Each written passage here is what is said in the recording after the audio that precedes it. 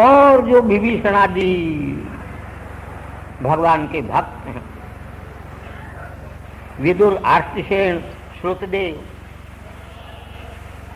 वे भगवान की माया के स्वरूप को भगवान की कृपा से कुछ कुछ जान सकते हैं। हाँ, भगवान की अगर कृपा हो जाए तो साधारण से साधारण स्त्रियां, शूद्र, हूण, सबर्मन, भील आदि भी जो पापी जीव कहलाते हैं, वे भी भगवान की कृपा से भगवान के स्वरूप को जान करके और श्रुत धारण करने वाले बन जाते हैं। निरंतर शांत रहने वाले अभय स्वरूप, प्रतिबोध मात्र जिनका स्वरूप है, जो शुद्ध है, सम है, सत असत से परे परमात्म तत्व है।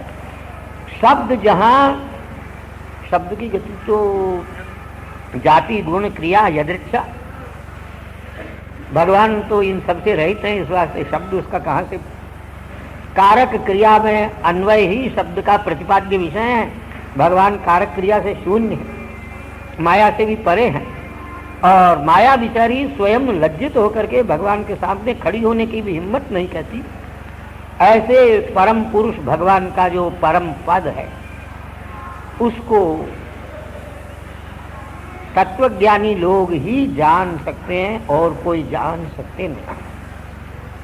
जो समस्त कल्याणों का भी स्वामी है और जिससे ये सारे संसार के भाव पैदा होते हैं, सत संसार की जिससे प्रसिद्धि होती है, उस भगवान में चरणारविंद को लगा देने वाले व्यक्ति इस बात का विचार करते हैं। ये शरीर पंचमहाभूतों से उत्पन्न होने वाला, इसमें से जब अपने धातु निकल जाते हैं तो ये बेचारा टूट करके गिर जाते हैं। हाँ, लेकिन शरीर का नाश होता है, जीव का नाश नहीं होता।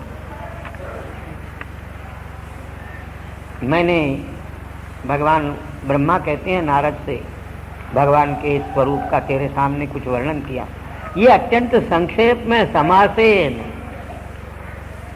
बस इतने में समझ लो नारद। और संक्षेप समझना चाहते हो तो जो कुछ जड़ चेतन या सद असत संसार में दिखाई देता है वो सब भगवान ही है, भगवान से भिन्न और कोई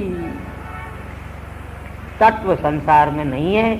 यह संक्षेप है, अब तुम इसको विस्तार करके समझ लेना।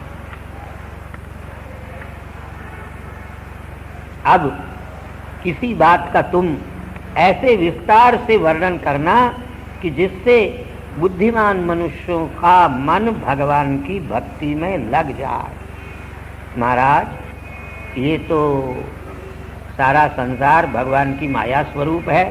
माया का वर्णन करने से भगवान में मन कैसे लगेगा? माया का वर्णन करने से तो माया में लग जाएगा। कहते हैं नहीं, भगवान का अनुमोदन प्राप्त करके यदि कोई भगवान की माया का वर्णन करे तो वो माया के बंधन से छूट जाएगा। भगवान को छोड़ करके माया के प्रपंच में जो लगेगा उसे माया सताएगी। राजोवाच ब्रह्मणा चोदितो ब्रह्मन् गुणाख्याने गुणस्य च यस्मै यस्मै यथा प्राह नारदो देव दर्शना। महाराज, नारद जी महाराज को ब्रह्मा ने आज्ञा दे दी, मैंने जो संक्षेप से भगवान का स्वरूप बताया है तुम इसको इस प्रकार विस्तार रूप से वर्णन करो जिससे लोगों की भगवान के चरणारविंदों में भक्ति हो जाए। तो सुखदेव पूछते हैं, सुखदेव से परीक्षित महाराज पूछते हैं, ऐसी ब्रह्मा की आज्ञा प्राप्त करके भगवान के इस दिव्याति दिव्य स्वरूप को नारद जी महाराज ने किस किस के प्रति वर्णित किया, ये और आप कृपा करके मुझे सुनाइए।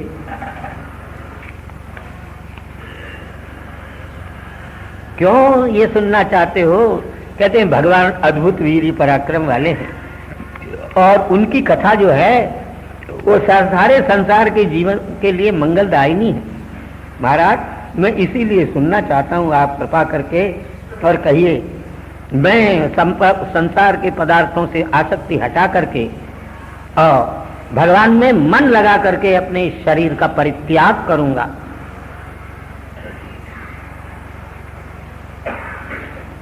जो व्यक्ति श्रद्धा पूर्वक भगवान की लीला सुनता है अथवा नित्य ही भगवान की लीला का वर्णन करने में ही अपनी सारी चेष्टाओं को लगा देता है, धीरे धीरे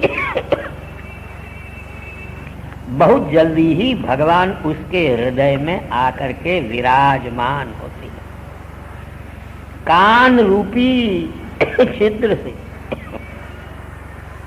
भगवान अपने भक्तों के भाव रूपी सरोवर में प्रवेश करके और उनके हृदय में विद्यमान जो पापमयी वासनाएं हैं उनको नष्ट कर देते हैं।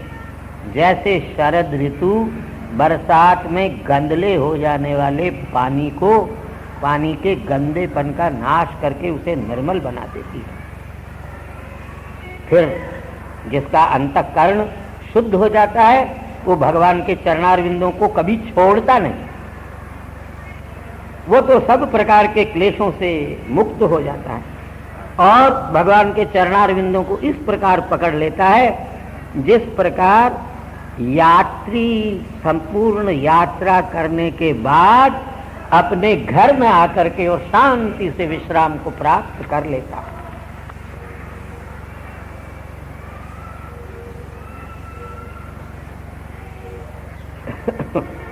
कहते हैं महाराज भगवान के तो देह नहीं, निर्गुण निराकार निर्विकार अखंड अच्छेद्य अभेद्य, लेकिन भगवान स्वेच्छा से देह धारण करते हैं। क्यों करते हैं, कैसे करते हैं, ये आप लोग जानते हैं, हम लोग नहीं जान सकते हैं। महाराज जिस भगवान के उदर से पद्म पैदा हुआ जो लोगों का संस्थान स्वरूप है, ये भगवान का जितना अधिक से अधिक महात्म हो सकता है वो सब कृपा करके आप सुनाइए। यद्यपि भगवान यत्ता वैभवों से पृथक है, भगवान इतने हैं, ऐसे हैं, उनकी महिमा इतनी है, ये कदापि कहा जा सकता नहीं है।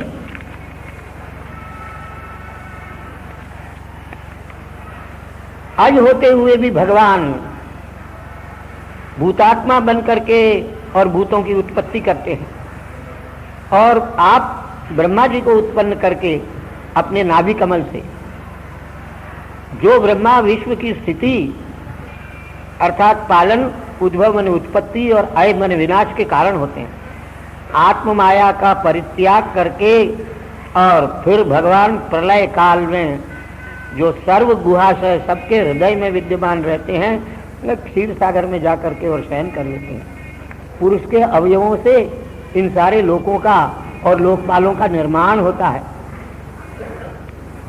और ये जितने लोकपाल और लोक हैं ये भगवान के शरीर के ही अवयव हैं। जितना कल्प है, विकल्प है, जितना काल है जिसका अनुमान मात्र किया जा सकता है, भूत भविष्य वर्तमान है और इन कल्पों में मनुष्यों की जितनी आयु है और काल की जो अनुगति है, छोटी से छोटी और बड़ी से बड़ी, कर्म की कितनी कितनी गतियां हो सकती है, किस कर्म से कहाँ क्या फल मनुष्य को मिल जाता है और कर्मों का समवाय कहाँ जा करके होता है, वो इकट्ठे होकर के कैसे फल देते हैं, गुणों का क्या स्वरूप है और गुणियों का क्या स्वरूप है, इनका परिणाम क्या है, पृथ्वी लोक पाताल दिशाएं, आकाश ग्रह नक्षत्र पर्वत नदियां समुद्र द्वीप, ये सब कैसे पैदा हुए और इनमें रहने वाले जीव कैसा पैदा हुए, इस ब्रह्मांड का क्या परिमाण है, इसके बाहर क्या है भीतर क्या है, महापुरुषों के कैसे चरित्र होते हैं, वर्णाश्रम धर्म का निश्चय क्या है, भगवान के अवतारों के क्या क्या परम पवित्र चरित्र हैं। वास्तव में भगवान के सारे चरित्र आश्चर्यमय हैं। तब भी आप कृपा करके ये सारी बातें मुझे बताइए, चारों युगों का वर्णन कीजिए युगों का प्रमाण बताइए। सतयुग, त्रेता युग, द्वापर युग और कलयुग में जो भिन्न भिन्न धर्म होते हैं उनको भी बताइए। सब मनुष्यों के समान धर्मों का वर्णन कीजिए और ब्राह्मण, क्षत्रिय, वैश्य, शूद्र इनके विशेष धर्मों का भी कृपा करके मुझे वर्णन करके बताइए। इसके साथ ही साथ व्यापारियों के क्या धर्म है, सेवा करने वालों के क्या धर्म है, राजाओं के क्या धर्म है और आपत्ति काल में ब्राह्मण, क्षत्रिय, वैश्य, शूद्रों के क्या धर्म है, ये भी आप कृपा करके और मुझे बताइए। तत्व कितने हैं, तत्वों का के लक्षण क्या है, उनके हेतु का क्या लक्षण है, भगवान की आराधना की विधि कृपा करके बतलाइए, योग का स्वरूप भी बतलाइए, अध्यात्म का स्वरूप बतलाइए, योगेश्वरों के ऐश्वर्य को बताइए और उनकी गति भी बताइए, और लिंग भंग हो जाता है योगियों का, इस बात को भी बताइए। वेद उपवेद इन दोनों के अंदर किन धर्मों का वर्णन किया गया है यह भी कृपा करके बतलाइए। इतिहास पुराण में किन बातों का वर्णन किया है यह भी बतलाइए। संपूर्ण जीवों का प्रलय कैसे होता है यह भी बताइए। पराक्रम भी बतलाइए और प्रलय का भी वर्णन कीजिए। इष्टापूर्त काम्य दो प्रकार के कर्म होते हैं भाई, एक इष्ट कर्म है, एक पूर्त कर्म है। सामान्य रूप से इनकी परिभाषा जान लो। जिनका फल इस लोक में नहीं परलोक में मरने के बाद मिलेगा उनको इष्ट कहते हैं। यज्ञ, दान और तप। और एक होते हैं पूर्त कर्म। पूर्त कर्म कहते हैं आवश्यकता जिनके द्वारा पूरी की जाए, इसीलिए उनका नाम धर्मशाला बनाना, कुआं बनाना, बावड़ी बनाना, अन्न क्षेत्र बनाना, खोल देना, भूखे को रोटी खिलाना, नंगे को कपड़ा पहना देना, इत्यादि इत्यादि जितने कर्म हैं ये पूर्त कर्म कहलाते हैं। इनका फल इसी लोक में बन जाता है। धर्मशाला आपने बनवाई, वाड़ी आपने बनवाई, यात्री यहाँ आकर के रहेंगे, सुख पाएंगे, आपका जय जयकार करेंगे, आपका यश होगा, कीर्ति होगी, इसी लोक में इसका फल मिल गया। भूखे को आपने भोजन किया, कराया, और किसी गरीब को उसकी गरीबी मिटाने के लिए आपने धन दे दिया, उसका नाम दान नहीं है, उसका नाम है दत्त।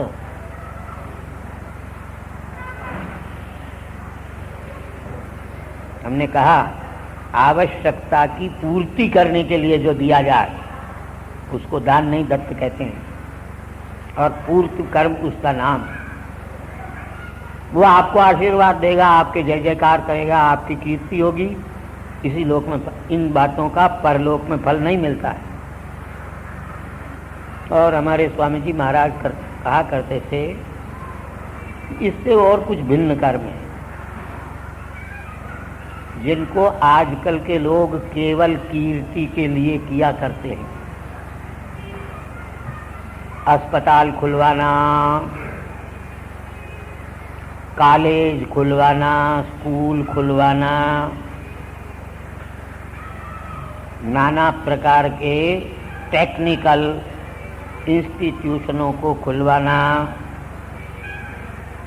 फल तो इनका भी होता है और अच्छा होता है। ऐसा करने वाले को अगले जन्म में मोटर भी मिल जाती है, एयर कंडीशन्ड बंगला भी मिल जाता है, लड्डू पूड़ा कचौड़ा खाने के लिए भी मिल जाता है, सोफा सेट भी मिल जाता है, डनलप का बेड भी मिल जाता है, सिनेमा देखने के लिए भी मिल जाता है। लेकिन मनुष्य बनकर नहीं मिलता।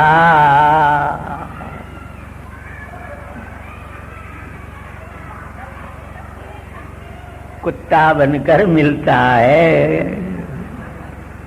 पुण्य तो है ही, बिना पुण्य के आदमी को बेचारे को थर्ड क्लास में सीट नहीं मिलती, बस में जगह नहीं मिलती, और कुत्ता बंबई में मोटर में रोल्स रॉयल कार में बैठ करके और मारुति में बैठ करके घूम रहा है। उसने पुण्य तो जरूर किया है, पूर्व जन्म में अस्पताल बनाया है, स्कूल कॉलेज खोला है, इसलिए उसको मोटर मिल रही है, Lux toilet Godrej number 1 Pears soap भी मिल रही है, और ऑर्केस्ट्रा में जाकर के और सोफा सेट पर बैठ करके पिक्चर देखने के लिए मिल रही है। किसी लखपति करोड़पति doctor collector barrister minister governor commissioner की पत्नी के गोद में बैठने का सौभाग्य भी मिल रहा है। ये पुण्य का फल तो है ही है, लेकिन मिल रहा है कुत्ता बन करके।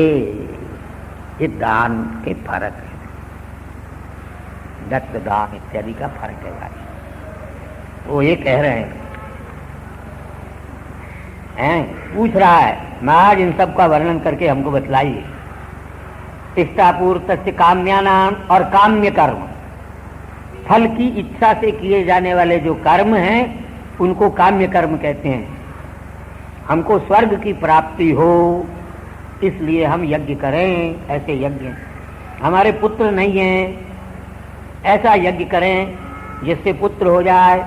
बरसात नहीं बरस रही है, अकाल पड़ रहा है, खेती सूख रही है, तो कारीरी नाम का एक यज्ञ है, उस यज्ञ के करने से बरसात हो जाती है। पुत्रेष्टि नाम का एक यज्ञ है, उसके करने से पुत्र हो जाता है। वाजपेयी न यजेत स्वराज्य कामः, जो इंद्र पद को चाहता हो उसको चाहिए कि वाजपेयी नाम का यज्ञ करे तो देवताओं का राजा इंद्र बन जाएगा अगले जन्म में। इनको काम्य कर्म कहते हैं। फल की इच्छा से पोता हो जाएगा तो सत्यनारायण की कथा करा देंगे, काम्य कर्म है भाई। मुकदमा जीत जाएंगे तो हनुमान जी के प्रसाद चढ़ा देंगे, ये सब काम्य कर्म। त्रिवर्गस्य च यो विधि, धर्म अर्थ काम, इसको त्रिवर्ग कहते हैं।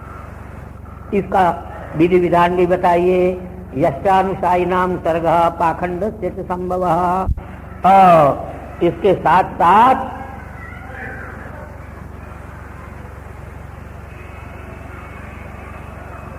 ये बंध मोक्ष के अतिरिक्त अपने स्वरूप में, बंध के अतिरिक्त अपने स्वरूप में अवस्थिति रूप जो मोक्ष है उसका स्वरूप बताइए। पाखंड की उत्पत्ति कैसे हुई यह भी बताइए। बंध का स्वरूप बताइए, मोक्ष का स्वरूप बताइए। भगवान तो स्वतंत्र है, अपनी माया से खेल किया करता है। परीक्षित कहते हैं, हे सुखदेव, मैं आपकी कृपा से इन बातों का ज्ञान प्राप्त करना चाहता हूँ। आप ही तो इन सब बातों का उपदेश करने में समर्थ हैं। आप ये कभी मत सोचिए कि मैं अनशन करके बैठा हूँ तब भी मुझे कोई कष्ट होगा। क्यों? भगवान की कथा रूप अमृत का पान करने के कारण मेरी भूख प्यास समाप्त हो गई है। सूत जी महाराज कहते हैं शौनकादि महर्षियों से, राजा का इस प्रकार का प्रश्न सभा में सुनकर के सुखदेव जी बड़े प्रसन्न हुए और उन्होंने ब्रह्म संहित भागवत नाम के पुराण को राजा परीक्षित को सुनाया। पांडवों में सर्वश्रेष्ठ परीक्षित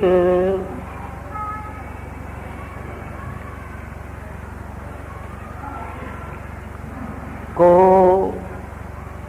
सुखदेव जी महाराज अब कहते हैं, भगवान बिना माया के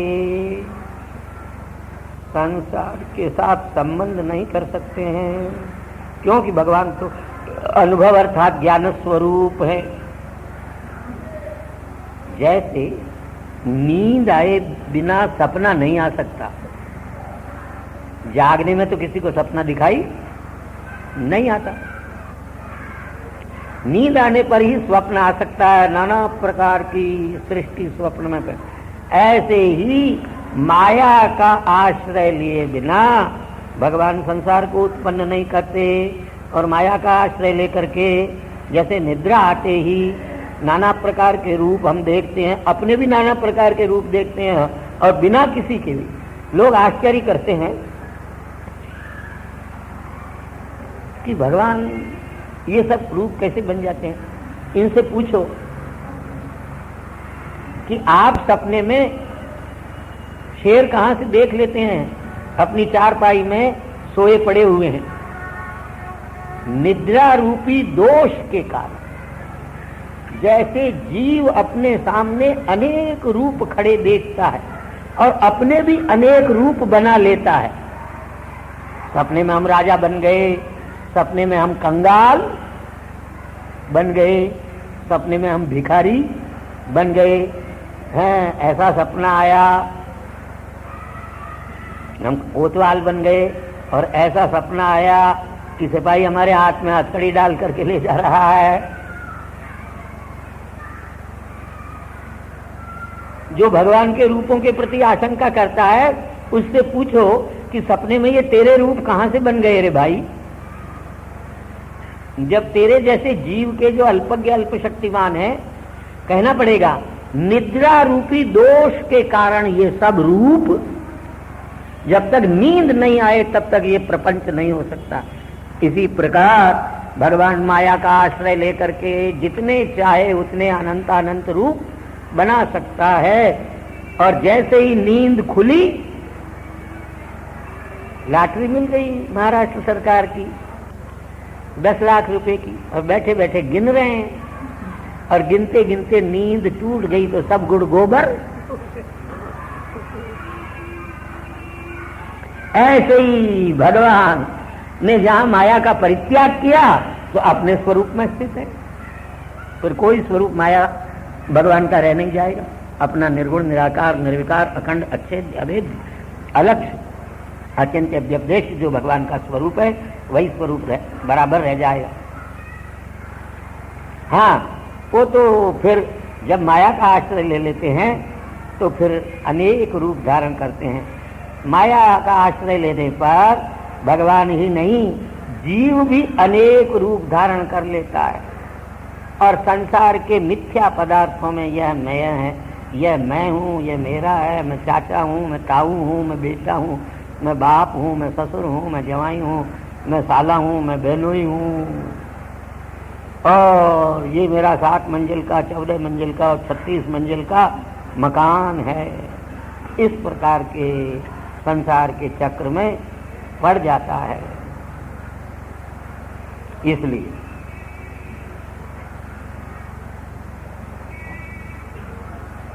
अब कैसे भगवान इसी बात को बतलाते हैं।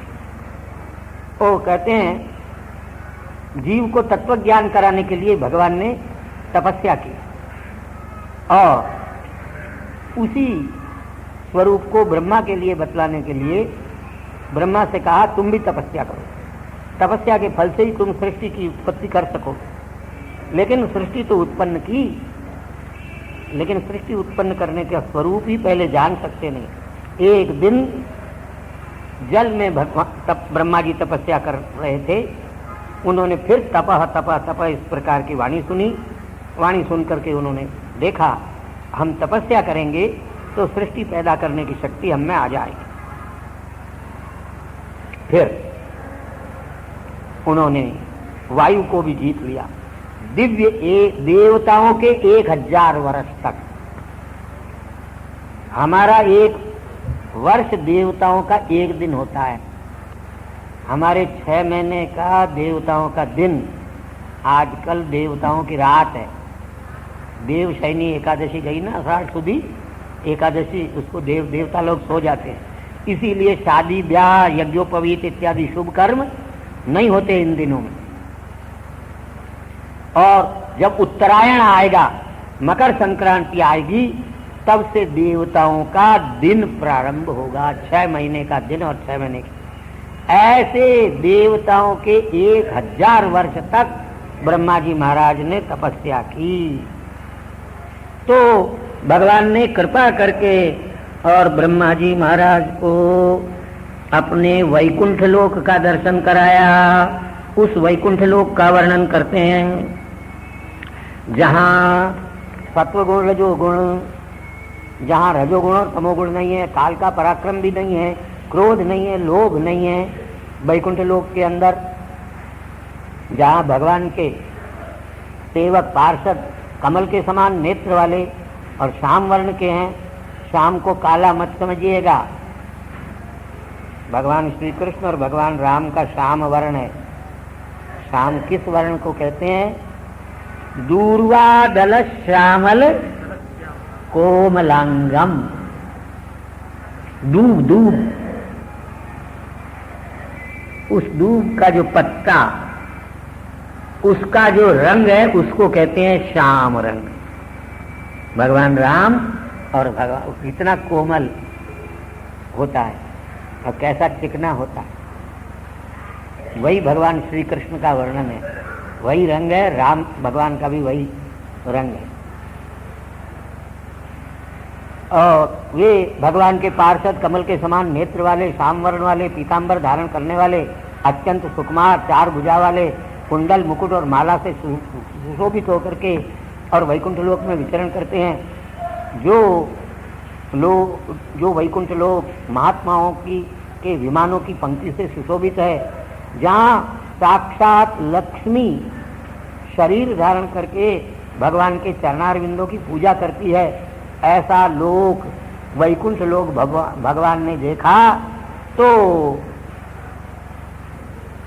ब्रह्मा जी महाराज भक्तों के प्रति, लक्ष्मी के प्रति, यज्ञ के प्रति, सुनंदादि पार्षदों से सेवित साक्षात भगवान को भी देखा, जो अपने भृत्यों के ऊपर करुणामयी प्रसन्न दृष्टि डाल रहे हैं। किरीट कुंडल जिन्होंने धारण किए हैं, चार भुजाएं, शंख चक्र वनमाला और पद्म से सुशोभित जिनके हैं, पीतांबर है, वक्षस्थल में लक्ष्मी जिनके विराजमान है, सिंहासन पर बैठे हुए हैं। और जिन 25 तत्वों का वर्णन किया, 11 इंद्रियां, पंचमहाभूत और जो है सो पंचतन मात्रा, मन बुद्धि चित्त अहंकार और जीव, ये 25 तत्व उस ब्रह्म लोक वैकुंठ लोक में भगवान के सामने शरीर धारण करके रहते हैं। और अणिमा, महिमा, लघिमा, प्राप्ति, प्राकाव्य, ईशित्व, वशित्व, ये 8 सिद्धियां हैं। वैकुंठ लोक में ये भी शरीर धारण करके रहती है। ऐसी सिद्धियों से युक्त भगवान को भी देखा। उनके देखने से ब्रह्मा जी महाराज के हृदय में रोमांच और पुलक हो गया। आंसुओं से, प्रेम के आंसुओं से उनके नेत्र डबडबा आए और भगवान के चरणार बिंदों में उन्होंने प्रणाम किया। ओहो, निकाल देना।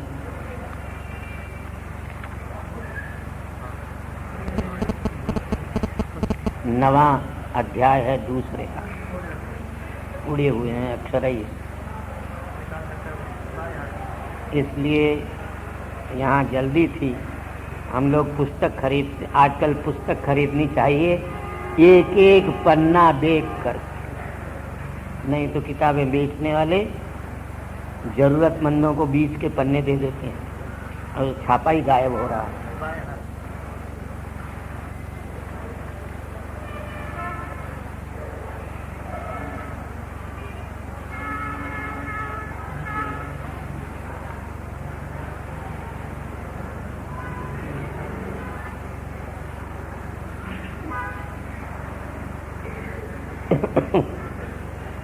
किरीट कुंडल धारण करने वाले चतुर्भुज पीतांबर से सुशोभित भगवान के वक्षस्थल में श्री विराजमान है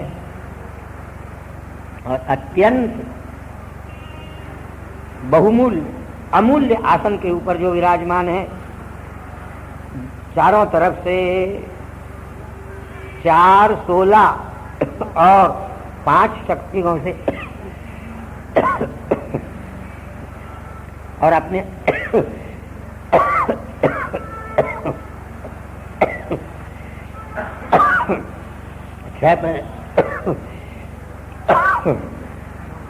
के आश्चर्य से विराम आ गया। स्वरूप को देख करके अत्यंत प्रसन्न हो गए। ब्रह्मा जी महाराज के शरीर में रोमांच हो गया, प्रेम से अश्रु आंखों में आ गए। भगवान के को चरणार बिंदु में नमस्कार किया।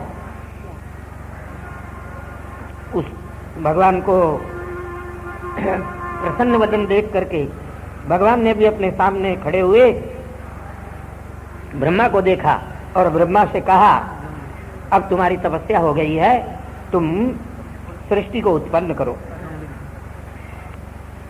भगवान कहते हैं, तुमने तपस्या से मुझको प्रसन्न कर लिया, सृष्टि करने की इच्छा से तुमने तपस्या की, बड़ा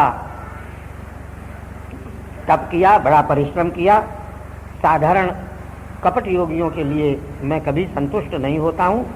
तुम पर तुमने छल-छिद्र पाखंड से रहित होकर के तपस्या की, कोई लौकिक कामना तुम्हारे मन में नहीं थी, संसार को उत्पन्न करने की इच्छा से तुमने तपस्या की है। अब तुम वरदान मांगो, तुम जो चाहो सो हम तुमको वर देंगे। ब्रह्मा जी महाराज ये जान लो, जितने संसार में परिश्रम है, चाहे वह तपस्या का हो, चाहे यज्ञ का हो, चाहे दान का हो, उस परिश्रम से उत्पन्न होने वाला जो सबसे बड़ा लाभ है वो मेरे दर्शन, वो तुमको प्राप्त हो गया। अब मैं प्रसन्न होकर तुमको वरदान देता हूं। तपस्या मेरा साक्षात हृदय है और मेरा आत्मा है, तब से अधिक संसार में कोई है नहीं। मैं भी इस सारे संसार को तपस्या से ही पैदा करता हूँ और तपस्या से ही इसका प्रलय करता हूँ। तपस्या के द्वारा ही सारे संसार का मैं धारण करता हूँ और दुष्टर तब बड़ा दुष्टर है। ब्रह्मा जी महाराज बोले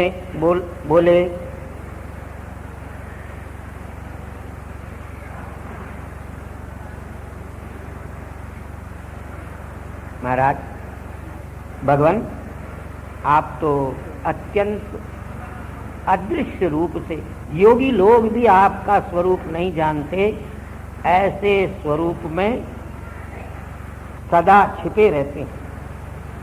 मैं आपकी कृपा से आप क्या करना और कराना चाहते हैं इस बात को बड़ी मुश्किल से जान चुका हूँ। तब भी मैं आपसे प्रार्थना करता हूँ, आप समस्त संसार के नाथ हैं, स्वामी हैं और याचकों को अभयदान देने वाले हैं, याचकों की याचना पूरी करने वाले हैं। मैं याचक बन करके और आपके सामने खड़ा हुआ हूँ। मेरी याचना, मेरी प्रार्थना, मेरी मांग भी कृपा करके और आप पूरी करें। मैं खूब अच्छी तरह से जानता हूँ आपका कोई रूप नहीं है महाराज, लेकिन तब भी मैं आपका पर और अवर दोनों रूप देखना चाहता हूँ, जानना चाहता हूँ। आत्म माया, अपनी माया के योग से आप अनेक प्रकार के रूप धारण करते हैं, नाना प्रकार की शक्तियों को धारण करते हैं और इस संसार का प्रलय करते हैं, उत्पत्ति करते हैं, अपने आप में इसको धारण करके रहते हैं, अनेक प्रकार की क्रीड़ाएं करते हैं। आप अमोघ संकल्प है, आप अपने आप से ही ये सब कुछ करते हैं। जैसे मकड़ी अपने शरीर में से ही नाना प्रकार के जाले पर फैला करके उनको अपने आप में लीन कर लेते हैं। महाराज, और ये सृष्टि उत्पन्न करने का ही वरदान आप दे करके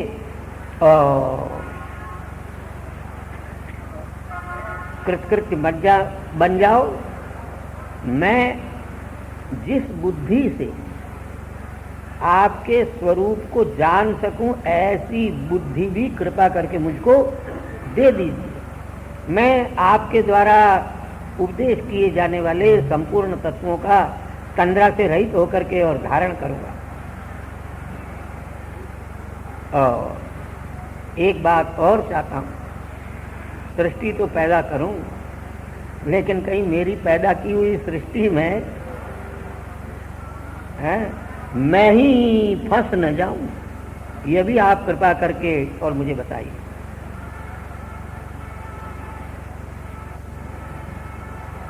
जैसे कोई मित्र का काम करने के लिए अपना सर्वस्व तक अर्पण कर देता है, ऐसे ही मैं भी आपकी कृपा से सारी सृष्टि को उत्पन्न करूंगा, लेकिन मेरे ऊपर ऐसा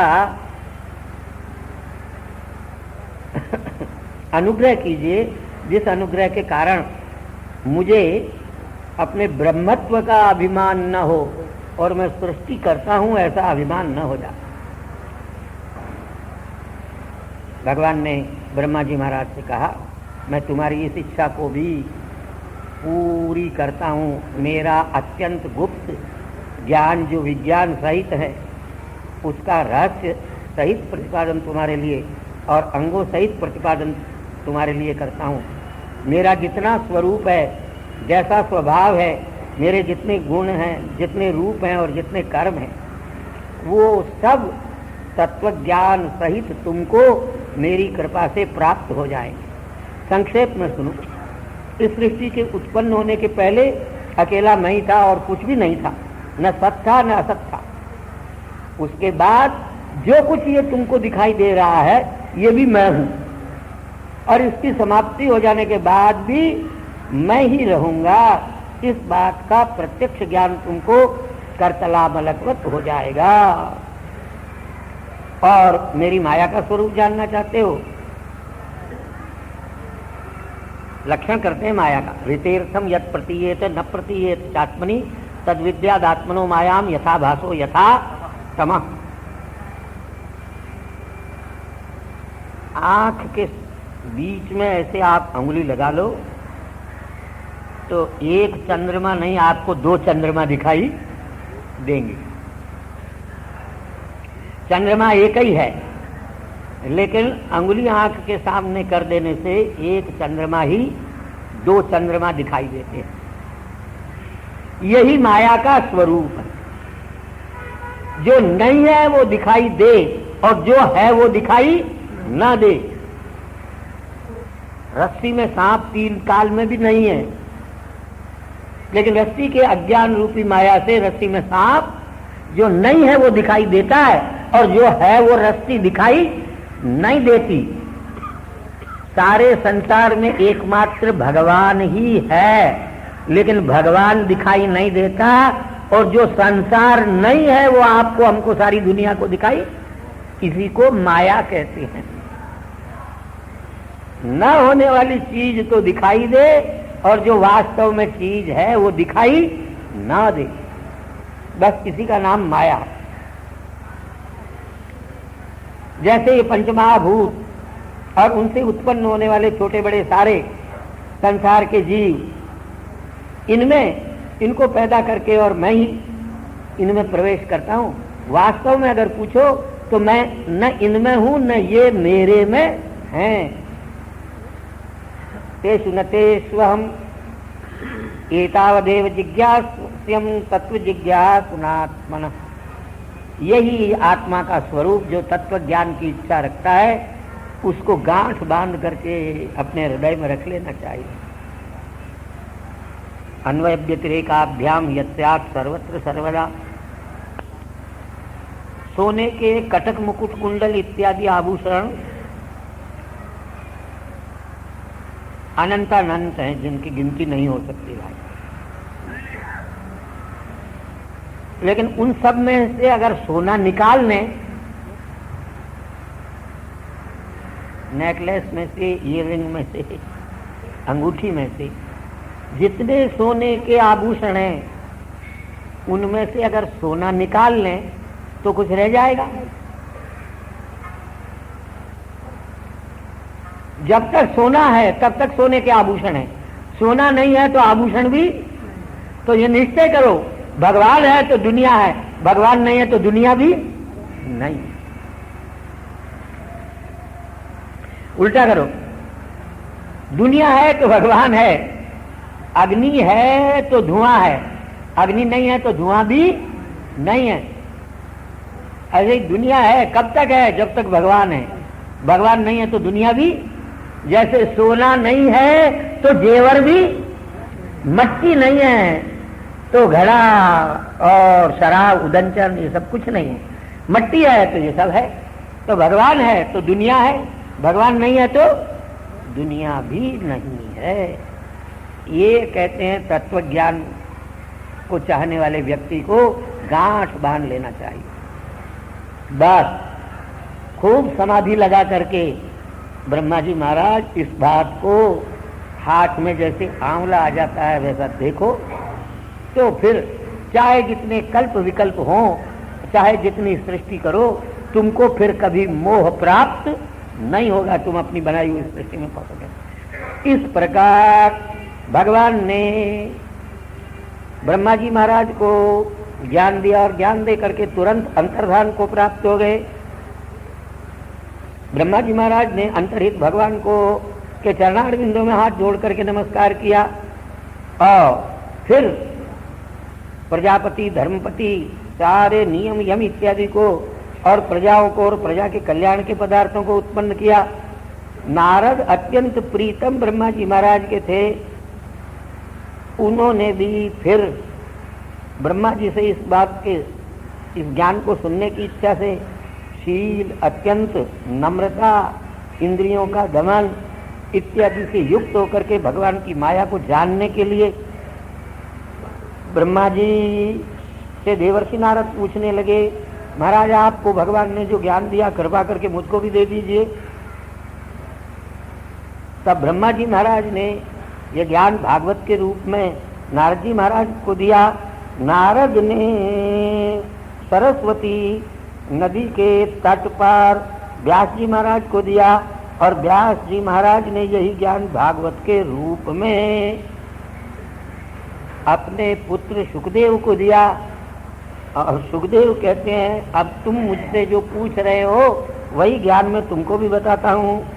इस श्रीमद् भागवत के अंदर सर्ग है, विसर्ग है, स्थान है, पोषण है, उति है, मनवंतर है, ईशानुकथा है, निरोध है, मुक्ति है और आश्रय है। आश्रय 10वां तत्व है, उसकी शुद्धि के लिए ही नौ का लक्षण किया गया है।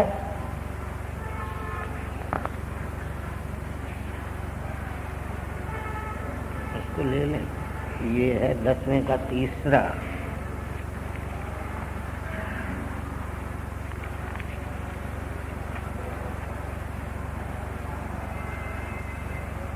श्लोक